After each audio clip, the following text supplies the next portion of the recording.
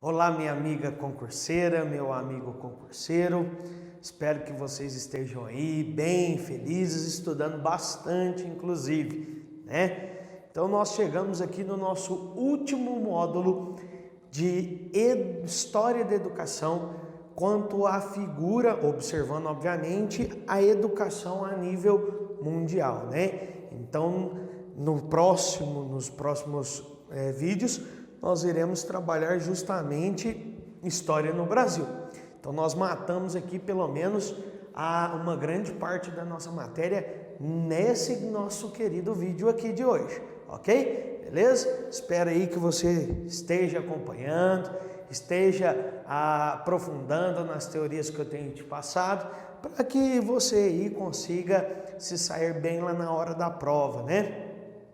Então basicamente nós saímos de uma construção lá da pré-história, falamos da antiguidade tanto oriental quanto ocidental, caminhamos também aí pela Grécia, conversamos sobre o período helenístico e viemos caminhando aí para a transformação da educação e da pedagogia na Idade Média e a influência da igreja nesse período. E obviamente que nós não poderíamos deixar passar batido sem mencionar os desenvolvimentos ali do período renascentista, do iluminismo, o avanço das teorias científicas, que tudo isso pesou aí então na mão daquilo que a gente chama de educação e pedagogia. Quer dizer que, olha só que informação fundamental para você já logo nesse início do nosso vídeo aqui, ó. Basicamente, os reflexos sociais, os movimentos em que a sociedade se insere, as teorias que acontecem aí no mundo como um todo, quer dizer, na vida cotidiana de cada pessoa, ele tem reflexo direto na educação, tem reflexo direto na pedagogia, correto?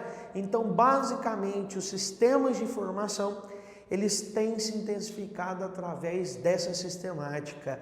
É uma absorção daquilo que está aqui no meio e é empregado nos processos de construção, desde a infância até os ensinos mais superiores.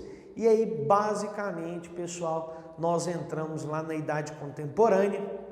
Eu mencionei para você as revoluções de caráter burguês, o surgimento das teorias liberais e como que isso afetou de fato a educação, né? Aquela ideia dos enciclopedistas, iluministas, a concentração máxima de conhecimento possível em um único lugar. E isso é um reflexo, portanto, aí até hoje nas nossas escolas. O menino tem que passear aí por vários ramos do conhecimento para que ele tenha uma formação completa. Isso é lá do iluminismo, né? Beleza? E hoje nós vamos entrar aí no finalzinho do século XIX, século XX e século XXI para a gente arrematar essas questões. Necessariamente eu não vou discutir com você as teorias que foram surgindo, porque você já teve filosofia da educação, sociologia da educação, as matérias específicas para poder estudar isso. Eu vou mencionar para você como é que ela surge, ok? Então, necessariamente, se você ainda tem alguma dúvida em um caso ou outro, eu faço aí meus votos de que você procure aprofundar nessas questões, ok? Beleza? Então vamos lá, meu amigo concurseira, minha amiga concurseira, pensar aqui nesse século XIX e XX.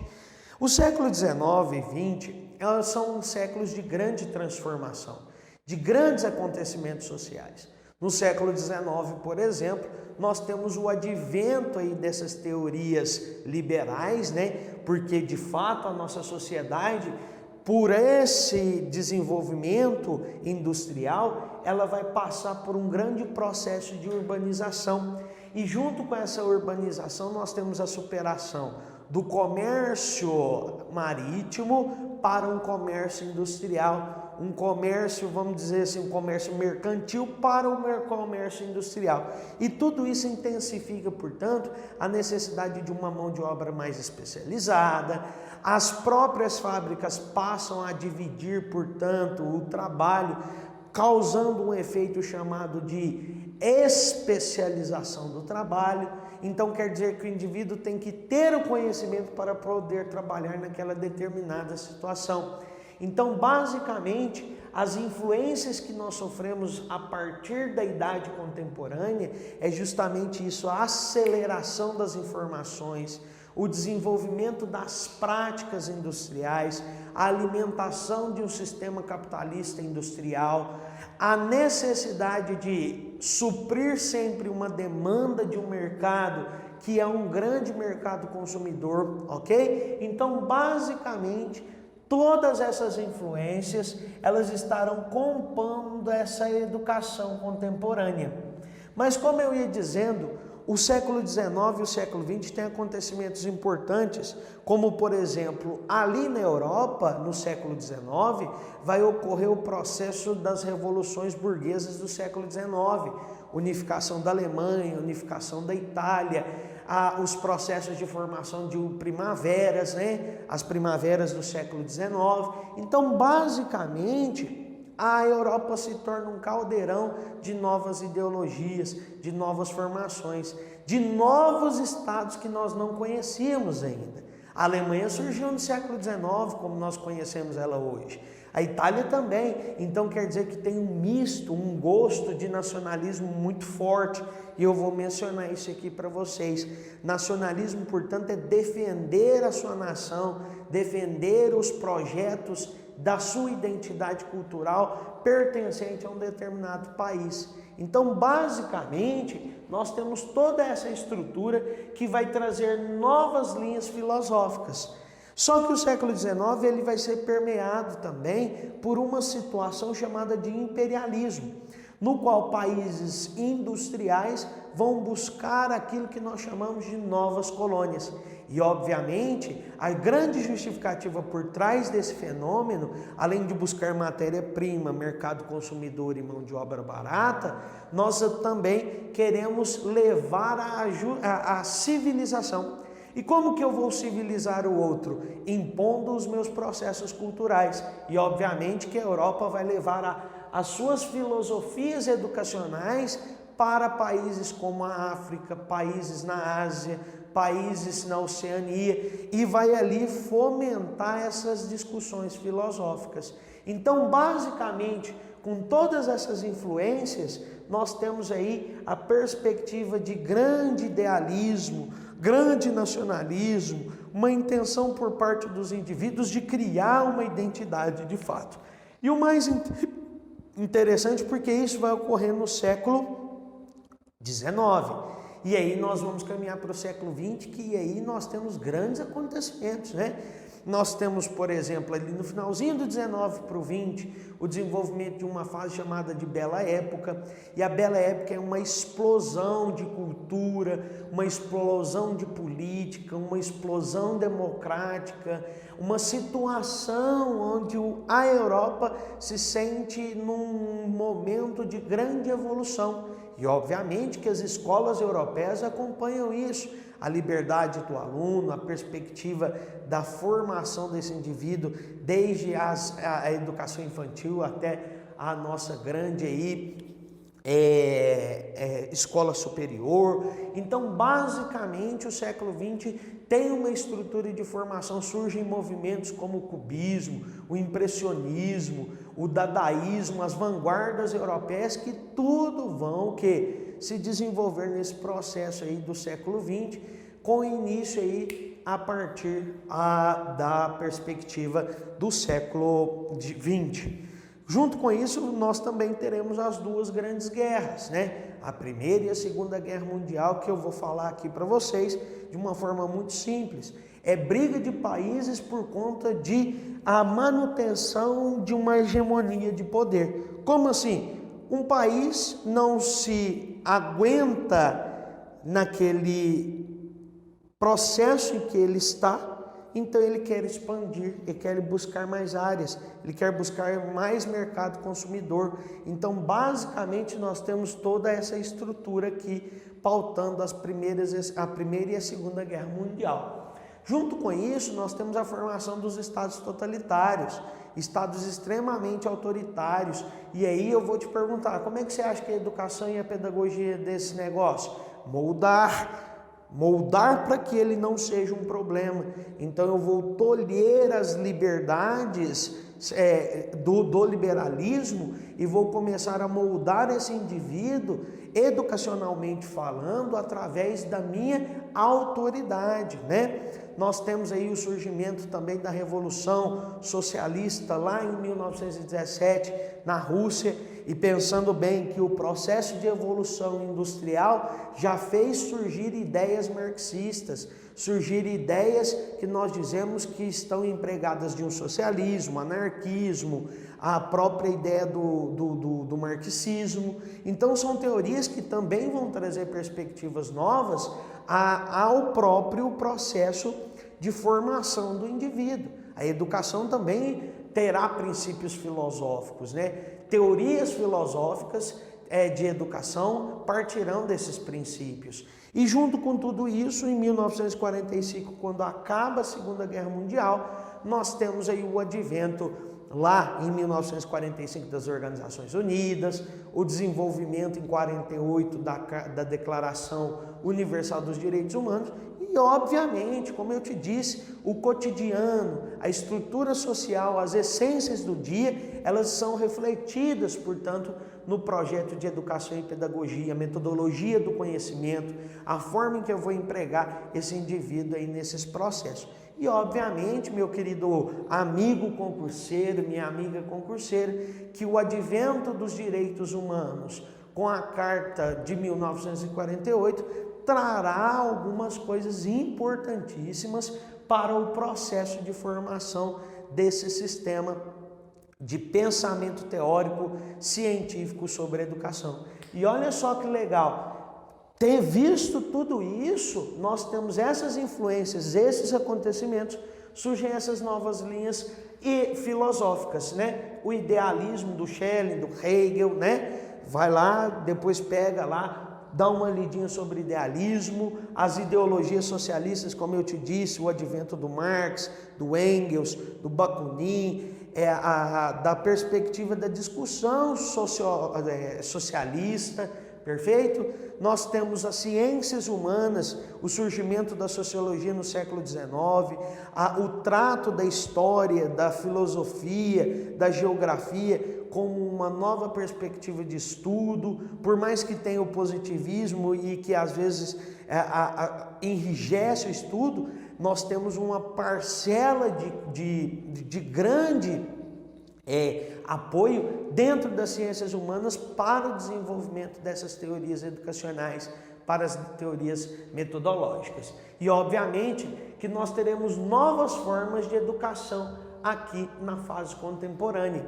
A educação, como eu te disse, ela terá princípios nacionalistas e novas metodologias para o ensino do indivíduo, mergulhado, portanto, nessas novas propostas que está aí surgindo de acordo com cada período, cada momento, cada acontecimento histórico. A pedagogia, ela será inserida no processo de formação do indivíduo como forma de atingir um fim social. É o famoso bem-estar social. Então, eu vou associar a educação como uma forma e um fim de transformar aquele indivíduo, e transformando ele estará inserido em uma proposta de um bem-estar social. Então, em um estado de bem-estar social, né? Então, é muito importante visualizar isso, que o homem está em sociedade e, portanto, se ele está em sociedade, ele é reflexo em todas as suas teorias da própria sociedade. Então, eu tenho, por exemplo, vamos pensar aqui, eu tenho o capitalismo, né? Então as teorias que vão reverberar são teorias ligadas a essa ideia capitalismo, como por exemplo o liberalismo. Mas obviamente que haverá questionamentos, óbvio que haverá. É bom que haja isso? É excelente. Então com o capitalismo ali surge qual teoria para discutir isso de forma contrária às próprias teorias socialistas? Então basicamente nós temos eventos cotidianos e esses eventos reverberam aí nessas teorias e na formação do indivíduo. Então, por isso que a vida em sociedade, ela é fundamental para o processo pedagógico como um fim social. Eu vou inserir esse indivíduo na sociedade. E basicamente isso. O advento dessas propostas também vão caminhando para a inserção de uma psicologia na educação infantil, porque eu vou criar novas metodologias para entender o processo de aquisição do conhecimento do indivíduo. Eu não vou deixar ele ali livre, eu não vou deixar ele solto. Eu vou deixar ele livre e solto, só que eu vou criar métodos para que ele possa aprender com essa sua autonomia. Então, basicamente, nós temos alguns nomes importantes, né? O Herbert, tá bom? E o Spencer, todos eles vão partir desse princípio da mistura da educação infantil com essa psicologia. Lembrar também que nesse processo aqui, de inserção da psicologia no processo educacional durante o século XIX e XX, principalmente no XX, nós teremos propostas como as propostas do Freud, tá bom? Essa análise, ou melhor dizendo, essa psicanálise inserida nos processos de aquisição de conhecimento do indivíduo. Como que aquele indivíduo, que é uma pessoa singular, aprenderá através de um método construído para ele, um método individualizado, tá bom? E aí, obviamente, que tem o Marx, o Hegel, o Freud, com o que? Propostas fundamentais em uma perspectiva de análise da sociedade com o homem, e o homem em frente à análise da sociedade, é um ciclo, né? Ela permanece nesse desenvolvimento aí.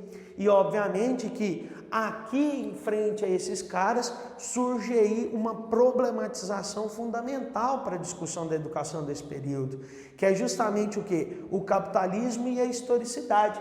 Tanto é que o Marx vai trabalhar com o materialismo histórico e com a dialética, né? E aí o mais grosso do Marx, o mais grosso pensamento do Marx a sociedade ela se constrói a partir da luta de classes. Então a educação também vai se construir através do quê? Dessa luta de classes. Para você ter uma noção, no advento da idade contemporânea, quem tinha acesso à educação era a alta burguesia com seus preceptores, a baixa burguesia e a baixa nobreza também lá nas escolas. Então quer dizer que havia um estado de, entre aspas, exceção, que ditava quem poderia ter acesso a esses processos educacionais.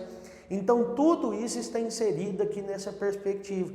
E olha só que interessante, o século XX, ele vai surgir e trazer a educação, só um minutinho, deixa eu beber uma aguinha aqui, meu amigo, minha amiga, então a garganta não dá, né? Então, aguinha excelente, lembra aí, bebe água aí comigo, beleza? Grande abraço, hein? E aí, necessariamente, pessoal, a educação no século XX, ela vem como um método científico. Ela se transformará em ciência robusta. Teremos pensadores de N filosofias. Por exemplo, nós teremos o Durkheim, Emile Durkheim, da sociologia, no qual ele vai discutir a sociologia como uma proposta de inserção na educação. Nós teremos o Watson e o Skinner com o behaviorismo, nós teremos o Dilthey com a crítica ao naturalismo, o Kohler e o Kafka na Gestalt, o Dewey na escola progressista. Então tudo isso são formas científicas de análise da educação e metodologia. Obviamente que se nós ficássemos aqui para discutir essas teorias, nós ficaríamos aqui para sempre, né? Então, basicamente, pega aí o seu resumo que você já deve ter, pega aí o material que você já está estudando há um tempo e aprofunda um pouquinho mais para entender essa relação da sociologia com a educação, para entender a Gestalt, para entender essa crítica do próprio Dilthey aqui, ao naturalismo. Então, basicamente, o interessante não é interessante as teorias, mas entendo o que eu estou falando. Para mim, aqui na história da educação, não é o interessante entender as nuances e as profundidades dessas teorias, porque você tem outras matérias para fazer isso, mas o importante é você entender que isso daqui, ó, deixa eu ver se eu dou conta de fazer isso aqui para vocês, não sei como é que fica aí depois, esse processo aqui, ó, esse processo de influência aqui, ele vai desaguar justamente na formação dessas teorias. É fundamental isso, ok? Então, basicamente, surgem esses vários pensadores e essas várias teorias, dando um caráter, deixa eu pegar meu pincelzinho, dando um caráter científico à educação. Então, se você quiser anotar aí uma informação importante no seu caderno, aí comigo, ou gravar isso aí na sua cabeça, você tem que pensar o seguinte, que o século XX, ele é um século determinante para a transformação da educação em uma proposta de caráter científico denso, fechado, bem redondinho mesmo, ok? Então a educação a partir do século XX terá esse caráter científico aqui, ó, muito mais, mas muito mais empregado, ok? Nós teremos o surgimento aqui então com essa ideia científica com a Maria Montessori e o Ovid de Crowley, é justamente o surgimento da nova escola, com várias propostas, educação integral, ativa e prática, individualizada e aprendizagem autônoma. Então eu vou criar métodos para que esse indivíduo ele seja capaz de quê? Para que ele seja capaz, acima de tudo, para o desenvolvimento desse sistema chamado de nova escola. Tanto é que nós temos um método aqui, ó, da Maria Montessori, né? Nós teremos um método montessoriano, obviamente. E aí, isso tudo dentro da perspectiva da nova escola. Nós teremos as teorias não diretivas com Elite, com Carl Rogers, com Neil. O Elite vai falar sobre o processo da descolarização. O Rogers vai falar sobre a utilização da terapia nos processos educacionais. O Neil vai falar da escola Summerhill. Então, tudo isso é uma ideia de estudo sobre educação. Como que eu posso criar meios, métodos, uma própria metodologia? Eu vou dar um corpo científico para essa teoria. E aí, obviamente, que nós temos teorias progressistas. O Piaget com a epistemologia genética. Nós teremos a Emília Ferreiro lá com a construção da linguagem da escrita, o Vygotsky, o Allon, o Bourdieu. Aqui no Brasil nós teremos o Anísio Teixeira, o Florestan Fernandes e, obviamente, o nome mais lembrado aí nós teremos o Paulo Freire, senhor da educação aqui no Brasil, com um método extremamente revolucionário, no qual eu vou dar liberdade para o indivíduo, eu vou criar métodos para que ele possa atingir a sua própria educação.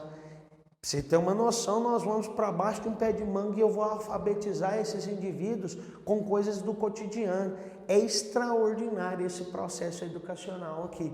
Então, o século XX, ele passa por essas transformações e você consegue ver como a educação consegue acompanhá-lo. Século XIX, com processos de nacionalismo, a educação é nacionalista, a educação é formadora de uma cultura nacionalista.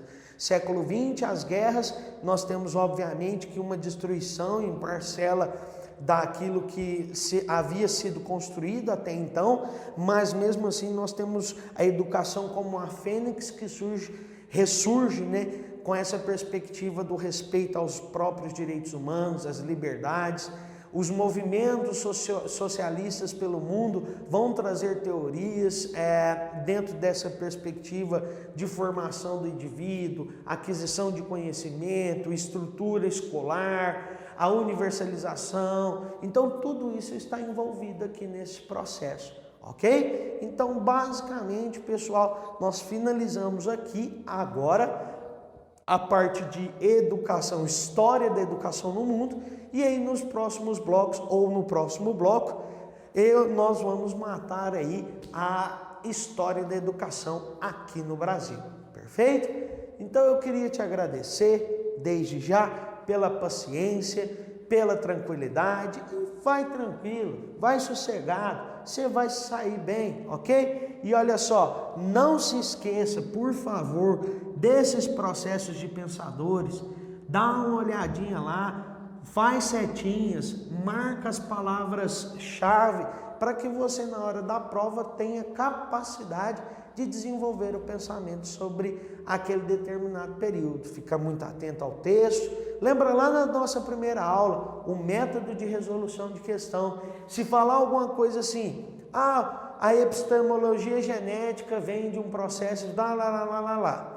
E aí as alternativas vêm em nomes de teóricos. Você sabe que está falando de quem? Pela história da educação aqui, ó, você já sabe que é o próprio Piaget. Então, fica tranquilo, fique em paz, vai dar tudo certo. Meu amigo concurseiro, minha amiga concurseira, a caminhada é difícil, mas nós estamos aqui para te ajudar, ok? Grande abraço, até mais!